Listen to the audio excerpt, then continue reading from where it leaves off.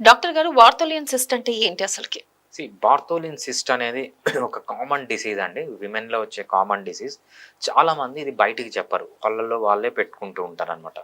Bartholin cyst అంటే ఏంటంటే, women యొక్క వజైనల్ ఏరియాలో ఎప్పుడైతే వజైనా ఉంటుందో, దానికి right side, left side 2 openings ఉంటాయనమాట. దీన్నేమంటామంటే బార్తోలిన్ డక్ట్ అంటామనమాట. ఈ డక్ట్‌లో నుంచి ఒక చిన్న ట్యూబ్ వస్తుంది. ఆ ట్యూబ్స్ పోయి ఒక చిన్న గ్లాండ్ ఉంటుందనమాట. అంటే మన పీనట్ ఎంతుంటుందో ఆ నట్ సైజ్‌లో గ్లాండ్ ఉంటుందనమాట.